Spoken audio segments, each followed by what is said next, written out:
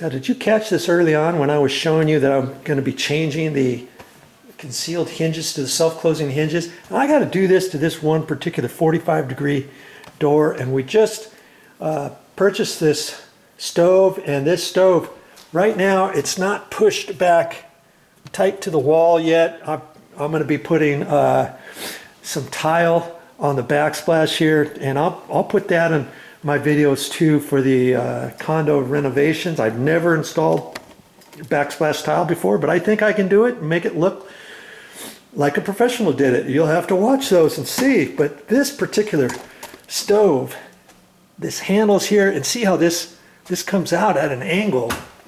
See, like this. Not all stoves are created equal, but this is the one Mommy wanted, and by golly, that's the one she's going to have. But see this? Look at that. This door's not going to open yet. Now, even when I push it all the way back there, I know I got about 3/4 of an inch. If I slide this back 3/4, do you think it's still going to? Do you think it's going to work? See, this handle would have to miss this edge, and I don't think it's going to. But I'm going to make on another episode on how to fix that. First off, I'm going to have to pull this out, take the hinge off, and do you know most doors you can invert? Instead of this being the top, this can be the bottom, because on the screws on this side deal, like see this one where it's installed here, usually they'll pre-drill holes in this side too. See, there's a hole right there, and there should be one right up in there.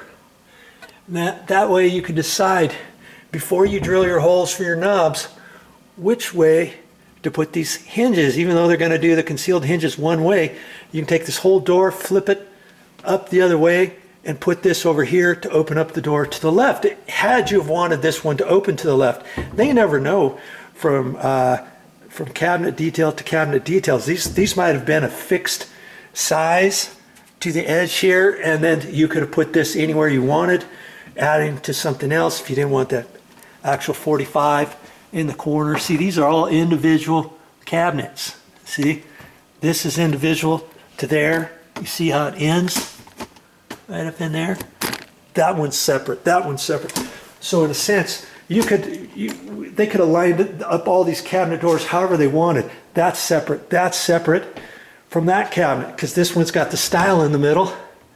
This one doesn't have a stile in the middle. When you look underneath, look underneath, this face frame is separate from this face frame. See? And here's the separate cabinet from here on over to that way. And this last cabinet is from there over that way. So these were pre-finished, and somebody ordered these from a manufacturer, and that's how lots of places you can do that to save money in your cabinets.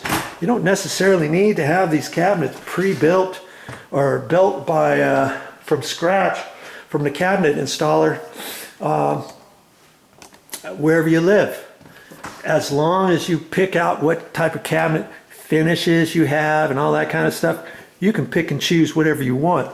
Thus, you can flip these cabinet doors around however you want. See, just like here, here's the hole again. Right there, had I wanted to have flipped that. So I know inside of here, even though the hinges are here and here, there's going to be 2 screws over there, so I can flip-flop that. But because they've installed the knob here afterwards, that means when I flip-flop it, this handle is not going to be up here, is it? When I flip-flop it, the handle's going to be down there, right? So what can I do about that? Well, I'm going to drill a hole up here, take this knob off, put it up here, then I'm going to have a hole drilled right through the cabinet down there. How am I going to fix that? Well, you can go to the hardware store, you can get putty sticks. And you can take your cabinet door to the hardware store with you if you want, or take a picture of it, whatever. And the putty sticks, they have all different kinds of colors of putty sticks, and you can find the matching putty stick that will match as closely as possible, and then you'll fill up that hole, and all you're going to see down there when you're standing back here is you're going to see one little pinhead hole where the screw was, and then that door, this door from forevermore, will be opened up this direction. Granted, when this goes out all the way, the door is only going to be able to open so far before it hits this edge. But this edge is going to be back about 3/4 of an inch or an inch once I slide it up against the wall, right? And it's going to be able to open up about this far. So it's still going to be okay, and I'll get that fixed. I'll make a whole video series of that, but for now, I'm still working on these doors. I thought I'd point that out. And if you want to watch that, of course, it's going to be on a future episode under the condo renovations episode, whatever. Look for it on my channel. Hey, this is the last one I'm going to do today. And it's up there. And I just wanted to show you if you're having trouble getting these screws in. Okay, here's what you can do.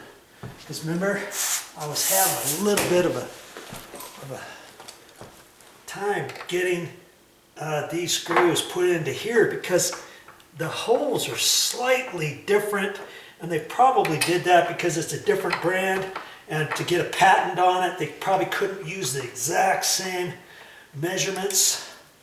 Let's see, when this comes out, I can see the holes in the plastic anchors are perfectly centered in here. And so theory has, and when you hold these up there, they look pretty close. And you gotta sometimes make do what you have at the store. Okay, so I'm gonna bring you down here and see. You see how those holes are not centered. They're not centered at all. I'll get you down there a little better here. You see, I got this lined up the best I can. And see how the hole to the anchor is way up high. This one is almost higher. And it's like, how on earth am I going to get these screws in, especially given the fact that these particular screws do not have a tip. I'll show you. And you'll just have to see it from up here. I'm going to get one started over here, just barely in there. Okay, I'm not going to go down very far. And there's really no way I'm going to be able to get this screw in there unless I get a scratch awl. I got a scratch awl, and I'm just going to fit that in there and get that into the plastic anchor. And I might have to lift this up just a little bit to get enough room in there, and now I can just kind of move everything. And that's getting the plastic anchor shifted. It's getting this pushed over a little further. That screw is still in there. Now I barely have enough room to get this one going up in there. And before I tighten it down, see, this one's kind of come off at a skew. So I'm going to get that one in there further.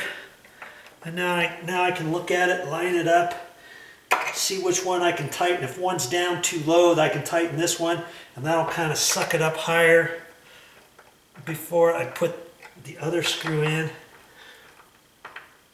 Okay, and I noticed a couple, when I first started doing this, I wasn't using my scratch awl. And here, I'm going to do another one here for you. And you'll just have to see it from afar. That's okay. All right. I see there's no way I'm going to make any new holes in the cabinet door or anything. And so I consistently have the same thing. So get one started up high.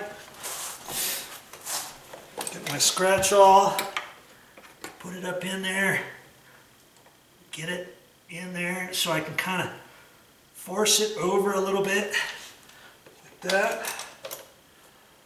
Now I can take my other screw up at an angle and get her in there. Back and forth. And they're going to go back into the plastic anchors, and that looks straight.